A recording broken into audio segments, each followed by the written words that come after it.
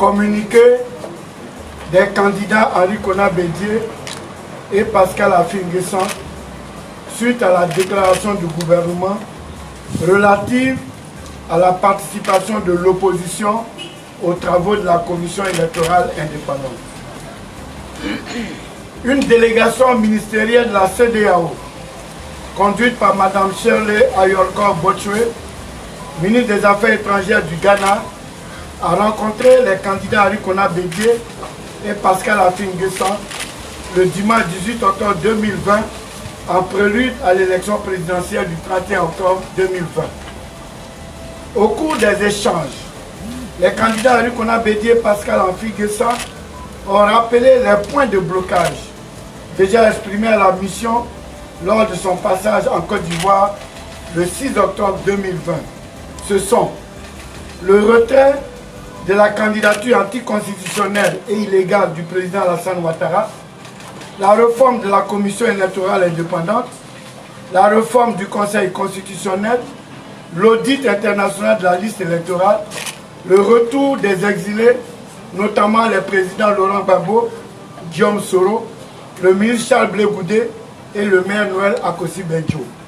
la libération des prisonniers politiques. Au terme des échanges, les candidats ont noté l'acceptation de la CEDEAO pour faciliter le dialogue entre les protagonistes et obtenir du président Henri Konan Bédié une rencontre avec le chef de l'État, le président Alassane Ouattara, en tout lieu neutre et sous l'égide de la CEDEAO. Les deux délégations se sont séparées avec la promesse ferme de Madame la ministre des Affaires étrangères du Ghana de soumettre les revendications de l'opposition au gouvernement et de leur revenir. Le lundi 19 octobre 2020, l'ambassadeur Babacar Carlos Mbaye, représentant résident de la CEDEAO en Côte d'Ivoire, accompagné de l'ambassadeur du Ghana en Côte d'Ivoire, a rencontré une délégation des candidats Henri Konan Bédié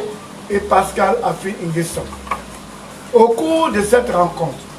les émissaires de la CEDEAO ont transmis le message de Madame la ministre des Affaires étrangères du Ghana qui avait quitté la Côte d'Ivoire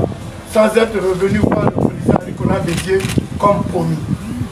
Dans ce message, la ministre des Affaires étrangères du Ghana demandait aux candidats d'accepter de rencontrer le Premier ministre pour le début des discussions.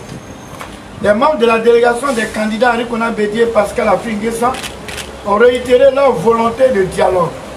mais sous l'égide de la CEDEAO, facilitatrice du dialogue car ils ne sauraient participer à une rencontre présidée par le gouvernement protagoniste au conflit. Le gouvernement serait de ce fait juge et partie. Le mardi 20 octobre 2020, l'ambassadeur Babacar Carlos Mbaye, représentant résident de la CEDEAO en Côte d'Ivoire, a joint au téléphone les membres de la délégation des candidats précités pour leur signifier que le gouvernement acceptait la discussion, mais avec la CEDEAO comme observateur. C'est à quoi les membres de la délégation des deux candidats ont répondu qu'ils avaient convenu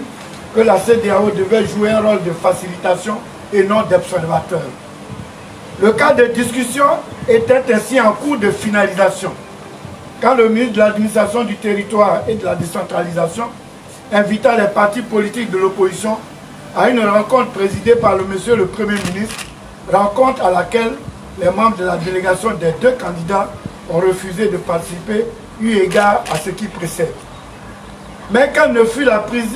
surprise des membres de la délégation d'entendre le ministre de l'administration du territoire et de la décentralisation avancer qu'au cours de la rencontre avec Madame la ministre des Affaires étrangères du Ghana, les candidats Henri Konan Bédié et Pascal Affi-N'Guessan auraient formulé comme demande la restructuration de la CEI avec un poste supplémentaire pour l'opposition et un poste de vice-président pour le PDCI-RDA. Cette affirmation erronée est une manipulation des échanges de la rencontre du 18 octobre 2020, au cours de laquelle les candidats Henri Konan Bédié et Pascal Affi-N'Guessan n'ont à aucun moment formulé une telle demande. Les candidats Henri Konan Bédié et Pascal Affi-N'Guessan portent à la connaissance de la communauté nationale et internationale, et surtout de la CEDEAO, qui ne se reconnaissent nullement dans cette affirmation du gouvernement qui ne reflète en rien les discussions avec la délégation ministérielle de la CEDEAO.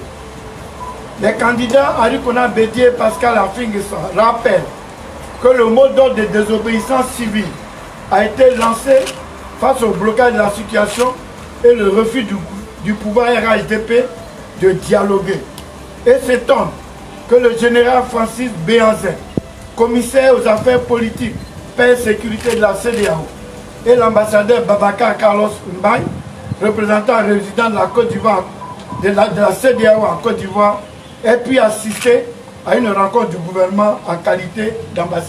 d'observateur. Les candidats Arikona Bédié et Pascal Affi-N'Guessan demandent à la CEDEAO de continuer de jouer son rôle de facilitation et de médiation dans le conflit ivoirien. La CEDEAO se trompe une fois de plus dans son analyse de la situation en Côte d'Ivoire en feignant d'ignorer les problèmes réels relatifs à l'élection présidentielle du 31 octobre 2020 qui ne peut se tenir à date échue sous la forme actuelle. Les candidats Arikona Bédié et Pascal Affi-N'Guessan maintiennent leur mot d'ordre de désobéissance civile pour le retrait de la candidature anticonstitutionnelle et illégale d'Alassane Ouattara, la réforme de la CEI et du Conseil constitutionnel, l'audit international de la liste électorale, le retour des exilés et la libération des prisonniers politiques. Les candidats Arikona Bédié et Pascal Affi-N'Guessan réitèrent leur demande de médiation internationale dans le conflit ivoirien. Fait à Abidjan, le 22 octobre 2020, pour les candidats Arikona Bédié et Pascal Affi-N'Guessan, professeur Maurice Kabou-Dikalué, directeur principal des campagnes du candidat Arikona Bédié. Je vous remercie.